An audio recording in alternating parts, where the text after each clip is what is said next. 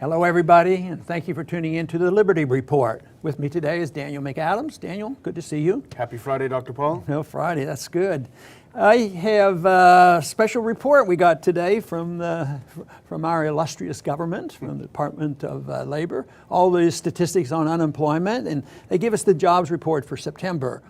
And as usual, there's always the predictions. The projections are important because if they're above the projections or below the projections, you know, the instantaneous traders have a lot of adjusting to do. So today, the numbers came out worse than the projections. There were many more people losing their jobs than getting their jobs. And this hit hard on the markets today. The stock market had been up a little bit. It went down rapidly. Gold was up over $20, and they're trying to sort all this out. But you know, there's something pretty interesting about how these statistics are reported, because it seems like the government, I know you won't believe this, but they tend to fudge the figures a little bit, and they tend to be optimistic, and they tend to manage the markets by just their propaganda. Well, it turns out that the unemployment rate is great, 5.1%. We shouldn't complain about it, but there were 579,000 people who left the job force.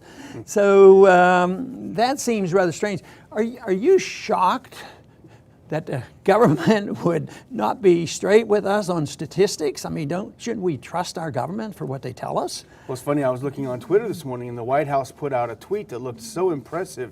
It showed how the unemployment rate has just, since Obama came to office, has just gone downward and downward and downward. So, but they skipped that other part that you mentioned. Yeah. Well, the labor participation rate, we have a chart on that. We've shown it before, but it does tell us a whole lot.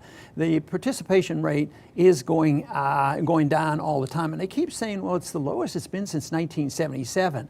But if you sort out the women in the workforce, it's actually the worst it's ever been for men. And why the women factor is important is, you know, in the 70s, a lot of women weren't in the workforce for economic benefits because they didn't need to be. Then they were forced into it, and now they're coming out. So that distorts things. I mean, I think you can see on the curve going down sharply is very, very important. It's down under 62% now, or around 62%. So that is very significant. But it's actually worse than that if you say that if you just look at adult males, the rates are that much worse. But there were a lot of, over 500,000 left the workforce, but the actually employed was only less than 236,000 that was down that way. But it is miraculous. I guess the only thing I can suggest, because we don't trust these figures, but there's others who don't either. I think some of the traders don't trust them either, but what they do is they listen to the noise, and they might agree with us on that, but they're smart enough to say, well, I know how the markets are going to react. But if you really wanted, I think, looking at John Williams, Free Market Stats, Shadow Stats, he gives the information. Matter of fact, if you look carefully at the Fed even has a number that puts in unemployment rates over 10%. But John Williams says it could be 20%. Well, that sounds like a depression. And people keep saying, well, the economy's doing well. But why are people so pessimistic? I don't think there's any complicated reason to figure out why they're depressed, because what's happening to wages? Wages are flat, 0.0. But you know, it's almost like propaganda, because if the government keeps telling us unemployment is way down, the individual who finds himself out of a job, you know, may even be less likely to, you know, he feels bad about feeling bad about it because everyone else seems to be doing so well. Well, and another number came out today that won't add to any optimism, and that's the U.S. factory orders. And they've been down every month to some degree for 10 months. And they were down more sharply today than they expected. And some blame, you know, our exports have gone down. Well, they say that the dollar's too strong. So they're always about, is the dollar too strong or too weak, and affects it. of course, they never talk about a stable dollar. Maybe they could trade better internationally if they had stable money and the currencies were related with a stable base, such as gold. They wouldn't have all this to do. But the dollar is up. This would affect it, but once again, they have to contend with this. But to think that we're not in a recession, I think is really bizarre. You know, you talk about the real wages down. They haven't gone up. Well, I think they're down because the real wages, if they factor in unemployment, people on fixed incomes, or people who have moved back with their parents and all this, standard of living is going down. And this explains, as far as I'm concerned, why people are so disgusted that they'd even look and say, well, maybe we need a socialist as a president. Maybe we need the iron fist of one person who will direct this economy and run things. And so there is a lot of frustration out there. At the same time, you and I, even though we've tried to get people to wake up and say, well, maybe we could help ourselves back here at home if we didn't waste so much money and effort overseas, but it seems like we haven't yet achieved that. You know, when something like this happens, the media, of course, turns to what they consider the free marketers, which are the supply-siders. And as we were talking about before the show, several of them have come up and said, we've got a great idea, you know, it's a great program to create 1 million jobs instantly. You know, you've, first of all, forget about the Fed, ignore the debt, let's lower the corporate tax rate, let's get rid of the EPA, let's deal with the malinvestment that way, and these sorts of things. But they really are missing the main point, aren't they? You know, and they would also go along with opening up, you know, sales overseas of oil, which is rather bizarre. Why do we have to re-legalize freedom that has been denied us for so long? Well, of course we should. But why was it ever abolished? Why did we ever say you can't sell your oil overseas? It's just mischief in management. So yeah, their suggestion is good. Corporate rate at 20% would be great. Sell oil overseas, fine. That's going to help. Less regulations. I don't think people want to talk a whole lot about how much harm Sarbanes-Oxley and Dodd-Frank has done. And then because that regulates markets and nobody knows exactly what's going on. But the big regulator, of course, is the Fed. The answer to all this is to get rid of the Fed. But this is not going to happen overnight. So is there anything that we could do on the short run that may get us back to a market? Well, the most important thing that we could do to deal with this, go along with the mischief or the elimination or lower taxes and all, that's all very good, but it doesn't deal with the Fed. It doesn't deal with fixing the interest rates. It doesn't deal with the liquidation of debt. It doesn't do with the liquidation of malinvestment. These are all things that are a consequence of price fixing the cost of money. And then there's this overriding issue of moral hazard. Why do people do things in a certain way? Because they might think that they're safe to do it. In other words, why do banks loan out some money? Why was there such a huge amount of debt that we got into trouble in 07 and 08 in the housing bubble and all this? Well, there's a Fed out there and they have endless credit, and everybody knows, and even those who are very sympathetic to our views about reining in the Fed, they say, we still have to have a lender of last resort because banks can get into trouble. So therefore we have to always have that. But with the lender of last resort, it always means they're going to make mistakes. I think what we have is the lender of first resort. The Fed's doing all the lending because we don't save money and we don't have a market rate of interest. So that really doesn't solve the problem at all if we don't look, you know, at the Federal Reserve. But we have to liquidate debt, and that is, you know, contrary to everything that's going on, including many conservatives. You know, are the conservatives going to cut back on the military budget, and are they really going to have an answer? I don't think that's likely to happen soon. That's what I was going to say earlier, actually, is that there's a huge diversion out there for all these bad numbers, which is we got to get more involved in Syria now that the Russians are there. We got to get more involved in Iraq. We've got to do more overseas.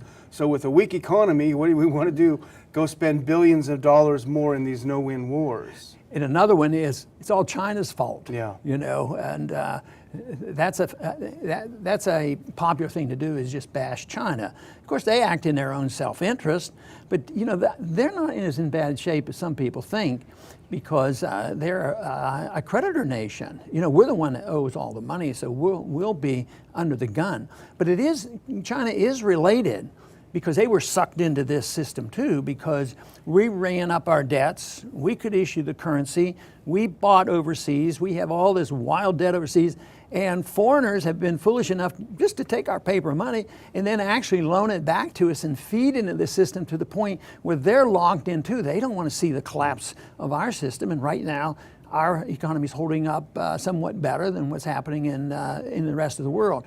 But that will change, because exactly who's going to be worst, I think, is going to be irrelevant, because I think we're all going to end up suffering. And that notion is still around, and you've heard it, and we've dealt with it. And that is that war is good for the economy. Yeah. I mean, we heard that said, with the 30s, Roosevelt got us out of the Depression with a war. So. Get rid of a lot of people from the workforce in that way. Yeah, that's permanently. Right. Yeah. Well, but the unemployment rate goes way down, and that was really the time when the women were put into the workforce. In that one chart we had up there a minute ago, if people look at that chart, what you see is there was an improvement after the 70s. It went up, but the improvement came when we went off the gold standard, which meant that the standard of living was going down. People had a lot of inflation back in the 70s and 80s, and we pushed a lot of people into the workforce. That's probably when the women went into the workforce to make up and keep up with their standard of living. And of course, it looked good, but probably wasn't as good as it appears on the chart. But right now, the chart doesn't look good to anybody. And I think it's the adaptation to bad economic policies. I think it's the adaptation of many conservatives, not all, but most liberals, about debt. Debt is not a big problem, and I think you've heard of a guy by the name of Paul Krugman. he loves you. Can't stop talking about you. Yeah, he says debt is okay. You need more, right? Today, and he sort of badgers me because I won't ever admit that gold and sound money doesn't work. Well, I wonder when he's going to admit that his Federal Reserve and spending and all these things that we've been doing. But I know what his answer would be and has been, and that is they just haven't done enough. Yeah. We don't have enough spending to urge things along. Well, it is a contest of ideas, and I think we're seeing the consequence of an economy run by Keynesian economics and paper money and interventionism, a foreign policy that drains our wealth, and that changing the tax code and things may be very beneficial, and changing the regulation, it may be good and we should be for it, but it will not solve the problem if you don't deal with the Federal Reserve. We have to get to the point of not allowing the Fed to fix interest rates. They cannot manage the economy. They cannot be a central economic planner. That has to be rejected. We have to reject the notion that debt is good, because that makes a country and individuals totally dependent, and we have a whole culture of dependency. The wealthy and the poor are dependent, and those in the middle class still willing to work, they're struggling and they're hurting and they're losing their jobs. So if anybody really cares about making a fairer society and a better distribution of wealth, they have to look to the free market, because it's the free market that has been able to create the largest middle class in the history of the world and was in this country, and the highest standard of living, and it's disappearing. It's crucial on what we decide now. If we decide on more government and more interference and more paper money and more debt, this is going to get much, much worse. We have to accept the fact that a lot of mistakes were made, and that we have to allow the market to give us some indication of how to eliminate the debt and get rid of the malinvestment. That is the solution. We need some liberty. We need some freedom. We need to deal with property rights, and we need a lot less government. Believe me, that won't give us 1 million jobs in 1 month. But on a year from now, you would see a thriving economy and you would see a much happier people. And actually, we'd have a new generation that would be more hopeful about having jobs. But until we change our philosophy of what the role of government ought to be and what the economic policies ought to be, we're not going to get to the bottom of this. I do want to thank everybody for tuning in today to the Liberty Report, and please come back soon.